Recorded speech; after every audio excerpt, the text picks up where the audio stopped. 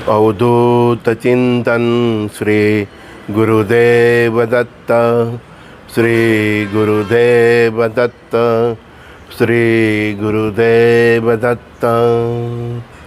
ओम शिव आदि शिव महाशिव सदा शिव शंकरा नमः। ओम शिव आदि शिव महाशिव सदा शिव शंकराय नमः।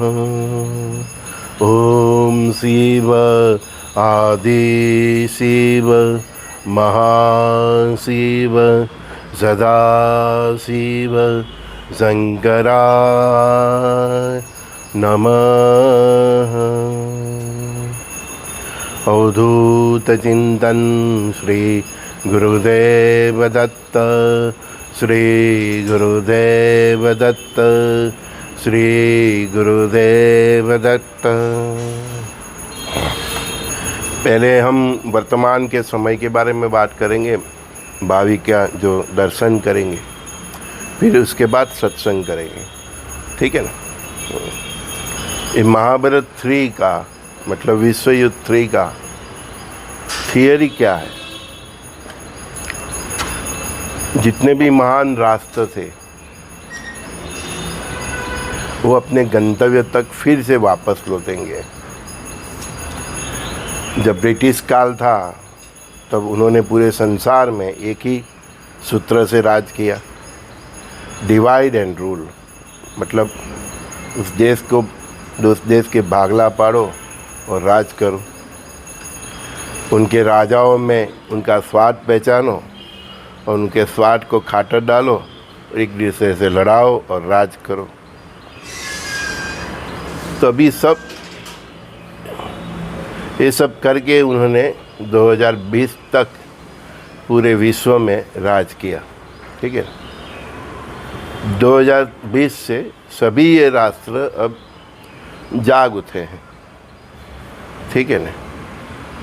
उन्होंने अपनी वो शक्ति और सामर्थ्य फिर से वापस कर ली है कि जब ब्रिटिश काल में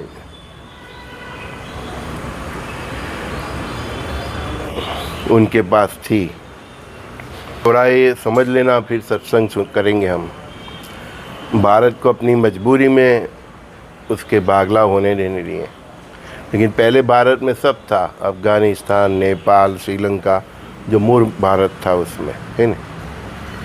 तो भारत फिर से अपने वही गंतव्य तक, वही सीमाओं तक पहुंचने की पूरी कोशिश करेगा, ठीक है। साम दाम भेद दंड नीति से, और भारत फिर से अखंड भारत बन के रहेगा। ये भी ये थर्ड वर्ल्ड वॉर की एक नींव है। दूसरा, जो महान सोवियत संघ था, जो 91-92 के सराउंडिंग, यही ब्रिटिशों की डिवाइड एंड रूल पॉलिसी से, जो मूल सोवियत संघ में से 14 समथिंग जो उनके स्टेट अलग हुए थे, और उनको ही नाटो में एंट्री दे के जो रसिया के विरुद्ध एक षड्यंत्र बनाया गया, नाटो रसिया की बॉर्डर तक आ गया।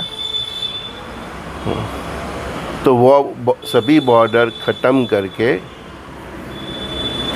जो पुतिन साहब है, तो वो फिर से रसिया को मूल सोवियत संघ बना के ही दम लेंगे, चाहे कुछ भी हो जाए। उसी तरह उत्तर कोरिया, जो पहले कोरिया था, उसके जो 2 भाग हुए हैं, तो वो भी एक कोरिया बन के ही दम लेगा। इसीलिए आप देखोगे कि इन तीनों राष्ट्रों के बीच मित्रता गाढ़ है, भारत, रसिया और उधर चीन, रसिया और उत्तर कोरिया, ठीक है ना। क्योंकि उन सब का उद्देश्य एक ही है कि जो पहले थे सक्षम, एक महान कोरिया, महान सोवियत संघ, फिर महान भारत, अखंड हिंदुस्तान, वो गंतव्य तक ये लोग पहुँच के ही रहेंगे, चाहे कुछ भी कर ले। अभी आज की डेट में बताए तो माहौल ऐसा हो गया है कि रणभूमि में वो संघ बच गया है। अब देखो कब रसिया और यूरोप का युद्ध शुरू होता है। बहुत स्मार्ट है पुतिन साहब, ठीक है ना। भारत ही उतनी गहराई और स्मार्टनेस से मतलब उसके पट्टे चल रहे हैं, चाइना उसकी उसी तरह चल रहे हैं। तो ये सब आप सबको मुझे देखना ही है यही जीवन में। ये 2025 और 32 तक ये तीनों अपने गंतव्य तक पहुंच के रहेंगे, भारत, रसिया और कोरिया। चाइना अपनी मैली मुराद के कारण कई टुकड़े में बच जाएगा। श्री गुरुदेव दत्त। संसार क्या है? हर व्यक्ति के मन में संसार है। मन रूपी पतंग है और देह रूपी फिरकी है, और वो दोनों की बीच की जो डोर है वो संसार है। तो क्या बोला? मन रूपी पतंग और देह रूपी फिरकी के बीच की जो डोर है वो ही संसार है। संसार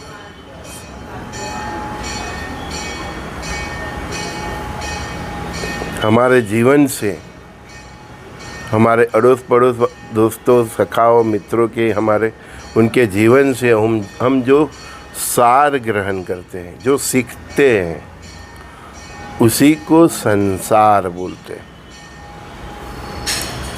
तो परमात्मा हमको ही सीखने के लिए भेजते हैं, नहीं कि हमें मकान बनाना है, बाड़ी बनाना है, सोना चांदी खरीदना है, बीवी बच्चे, उसके बच्चे एक बीवी, दो बीवी, तीन बीवी, चार बीवी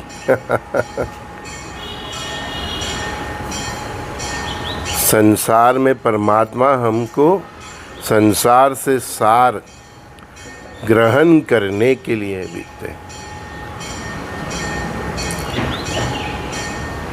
इसीलिए शरीर की भी अवस्था देते हैं, बाल्य अवस्था, युवानी, फिर वृद्धावस्था देते हैं, जिससे हमको शरीर का मोह छूटे।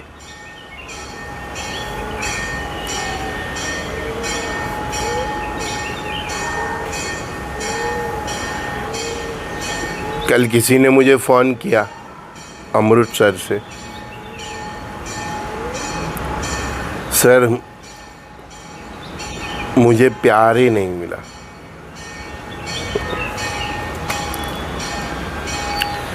प्यार मिलता थोड़ा है, प्यार बांटना पड़ता है।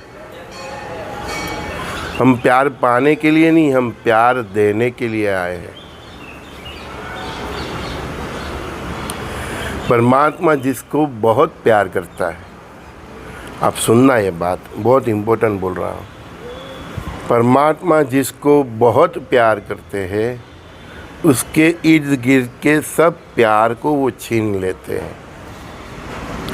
परमात्मा अगर आपको बहुत प्यार करते हैं तो आपके इर्द गिर्द जो भी है, आपके रिश्तेदार, दोस्त, उन सब का प्यार आपके लिए जो है वो छीन लेते हैं, क्योंकि तभी आपका कंसंट्रेशन परमात्मा के प्यार की ओर बढ़ेगा। फिर आप भक्ति के लिए प्रेरित होंगे, तभी आपका संसार का मोह छूटेगा। आपको फील होगा कि मेरा यहाँ कोई नहीं है, तभी तो आप सोचेंगे कि मेरा कौन है। अच्छा साला, मेरा तो परमात्मा सिवा कोई है ही नहीं है। तो परमात्मा जिसको बहुत प्यार करते हैं, तो उसके इर्द गिर्द का सब प्यार वो छीन लेते हैं। न उसको माता पिता का प्रेम मिलता है, न भाइयों को मिलता है, न पत्नी का मिलता है, न पति का मिलता है, न बहनों का मिलता है। कहीं पे भी वो कोशिश कर ले, वहाँ वो प्रेम में पीछे ही हटता है।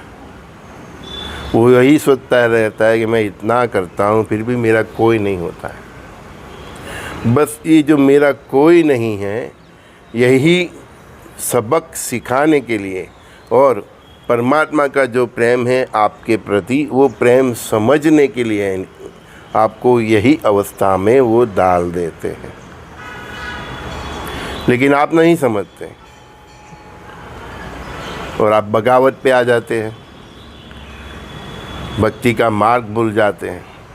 यहीं से आपको सीखना है कि मेरा कोई नहीं है तो मेरा कौन है। हम बोलते भी हैं, जिसका कोई नहीं उसका खुदा है यारो, ऐसा गाना भी है ना। हाँ, तो परमात्मा जिसको बहुत प्यार करते हैं, उसका इर्द गिर्द का प्यार इसीलिए छीन लेते हैं कि उसका पूरा ध्यान परमात्मा की तरफ बढ़े, भक्ति में बढ़े, और वो एक बार समझ ले कि मेरा कोई नहीं है, तो फिर उसका चित्त संसार में जाएगा ही नहीं। और फिर वो 100% 24 आवर्स उसका मन, चित्त, बुद्धि, आत्मा, उसकी इंद्रियां सभी परमात्मा के भजन कीर्तन में लगी रहेगी। और परमात्मा तो यही चाहते हैं कि तुम्हारा कल्याण हो। तब ये मत सोचो, मेरे पास आते हैं पूछते हैं, मेरे को कुछ नहीं मिला, धन धान्य समुद्र भी नहीं मिली, किसी का प्रेम नहीं मिला। तो परमात्मा यही चाहते हैं कि जो तुझे मिला है उसको तू पहचान। तुझे क्या मिला है? परमात्मा का प्रेम मिला है, उसको पहचान। हाँ।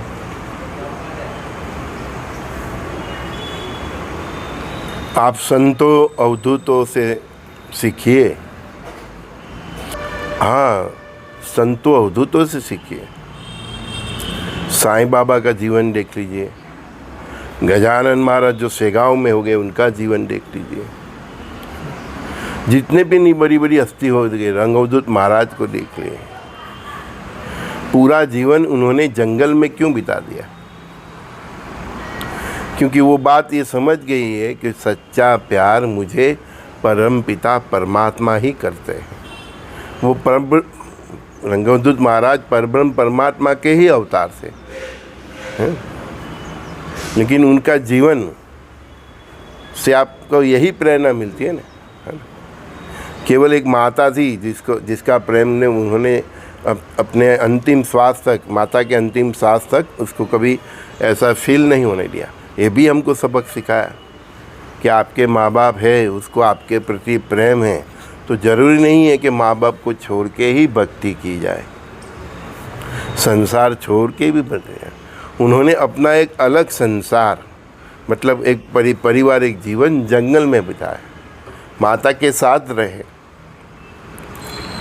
प्रेम किया तो माता को भी किया, परमात्मा को भी किया, लेकिन संसार के प्रेम से दूर ही रहे, क्योंकि वो समझ चुके थे और वो हमको समझाना चाहते थे कि सच्चा प्रेम परमात्मा का ही है। ये संसार में आप किसी को भी प्रेम करोगे, उसमें खटास मिठास चलती ही रहती है, रूठना मनाना चलता ही रहता है, लेकिन एक आपका प्रेम अगर परमात्मा के लिए है तो वो आपको प्रेम आपको हर भाव में करेगा। आपका ये जन्म खत्म हो जाए, दूसरा जन्म होगा, तो वहाँ भी उसकी कृपा बरकरार रहेगी। हम बार बार बोलते हैं ना, परमात्मा की कृपा है, तो वो क्या है? वो परमात्मा की कृपा है हम बोलते हैं, तो वो परमात्मा का प्यार ही है। आपको धन धान्य समुद्र भी मिल रही है तो वो उसका प्यार ही है। नहीं मिल रही है तो इसका मतलब कि आपको भक्ति करने की ज़रूरत है, क्योंकि उस सब चीज़ों से ध्यान हटा के आपको ध्यान रखना है, ध्यान करना है परमात्मा का। और आपको धन धान्य समुद्री मिली है, आरोग्य मिला है, आयुष्य मिला है, परिवार मिला है, तो वो भी उसका प्रेम ही है। आपके माता स्वरूप में जो प्रेम मिलता है, आपकी बहनों स्वरूप में जो प्रेम मिलता है, आपकी पत्नी और पति स्वरूप में जो प्रेम मिलता है, पुत्रों के स्वरूप में जो प्रेम मिलता है, बेटियों के स्वरूप में जो प्रेम मिलता है, वो प्रेम के पीछे परमात्मा ही है, क्योंकि वो आत्मा परमात्मा का ही अंश है। तो परमात्मा वो हर तरह के स्वरूप से आपको प्रेम देते हैं। लेकिन मैं इसीलिए बोल रहा हूँ कि सुख में छलक जाना नहीं, दुख में हताश नहीं होना। तो इतना सुख आपको देते हैं, वो आपके प्रति उसका प्रेम है। तो फिर आपको सुख में क्या करना है? सुख को बांटना है। आप सुख को बांटोगे, जिसको भी बांटोगे उसके अंदर वही परमात्मा के अंश है, तो आपके द्वारा परमात्मा का प्रेम उनको मिलेगा। केवल आई लव यू कहने से नहीं होता है, वो अंग्रेज़ों की बुद्धि है, हमारी नहीं है। हमारे प्रेम में सेवा ही प्रेम है। आप ले मतलब देना ही प्रेम है। तो परमात्मा आपको सभी तरह के धन धान्य, समुद्री परिवार, अच्छा परिवार का पूर्ण प्रेम सब देते हैं। तो सुख को बांटने के लिए आपको जो प्रेम परमात्मा का मिला, जिसको आप आशीर्वाद भी बोलते हैं, आप बोलते हैं ना बार, हाँ, परमात्मा की मेहरबानी है, प्रभु की कृपा है। तो वो मेहरबानी है, कृपा है, वो ही उसका प्रेम है। तो वो जो प्रेम आपको मिला है वो आपको बांटना है। जब आप बांटते नहीं हैं तो आपका और परमात्मा के बीच में जो सेतु बना है, प्रेम का जो सेतु बना है, वो टूट जाता है। फिर आप फिर से दुख के दलदल में फंसने लगते हैं। हम सबको परमात्मा ने यहाँ बांटने के लिए भेजा है। जिसके पास जो है बांटो। मेरे पास जो है मैं आपके साथ डेली बांटने आता हूँ। बांटते रहो।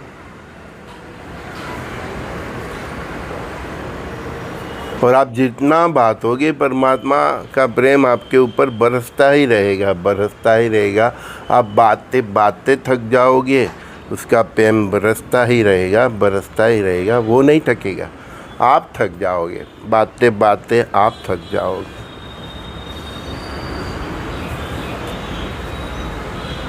जिसने देना सीख लिया, जिसने बांटना सीख लिया, उसी ने परमात्मा का प्रेम को समझ लिया। और वही सच्चा प्रेमी है।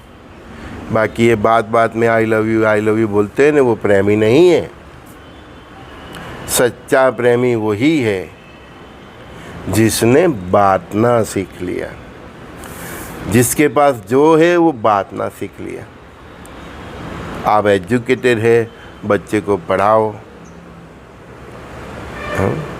बिना फीस पढ़ाओ। आपकी ज़रूरियात है, उतनी ज़रूरियात आपकी संतोष आई जाए, मतलब सेटिस्फाइड हुए, तो उसके बाद आप फ्री में सेवा दीजिए।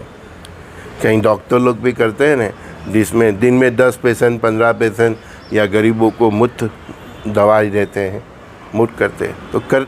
तो वही प्रेम है। परमात्मा ने आपको जो सुख समुद्री सामर्थ्य दिया है, वो आप बांटना चालू कर देते हैं, तो परमात्मा का प्रेम आपको मिला। आपका प्रेम हर जीव प्राणी मात्र को मिला, और वो भी सब परमात्मा का ही अंश है। तो प्रेम का साइकिल घूमता रहता है। फिर ना आपके जीवन में कोई कमी होगी, ना जो पाने वाला है उसको कभी फरियाद होगी कि इस संसार में भगवान जैसी कोई चीज़ ही नहीं है। उसको भी श्रद्धा आ जाएगी, नहीं, ये दुनिया में परमात्मा है। किसी को एजुकेशन की ज़रूरत है तो उसको पढ़ाई में मदद करिए, फीस दीजिए। किसी को दवाई में पैसे की वो हो रही है तो दवाई, हो सके तो किसी को पूरे साल का अनाज भरा के दीजिए। तो ये सब हम करेंगे तो परमात्मा का जो हमारे प्रति प्रेम है वो परमात्मा का प्रेम की साइकिल चलती रहती है। अगर इस प्रकार से परमात्मा के प्रेम की साइकिल चलती रहती तो परमात्मा को कभी युग परिवर्तन करने की, महाप्रलय करने की ज़रूरत ही नहीं पड़ती। फिर बारिश भी उतने हिसाब से ही होती, फिर धूप भी उतने हिसाब से ही निकलती, फिर ये विंटर में जो ठंड है वो भी इतने हिसाब से ही निकलती जितने आपको ज़रूरत है। हम जब प्रेम बांटना चालू करते, परमात्मा का हमारा प्रति प्रेम और हमने बांटना चालू कर दिया, मतलब हमारा प्रेम सबको देना शुरू कर दिया, तो इससे परमात्मा तो परमात्मा लेकिन प्रकृति भी प्रसन्न होती है और फिर प्रकृति भी अपना कहर छोड़ देती है।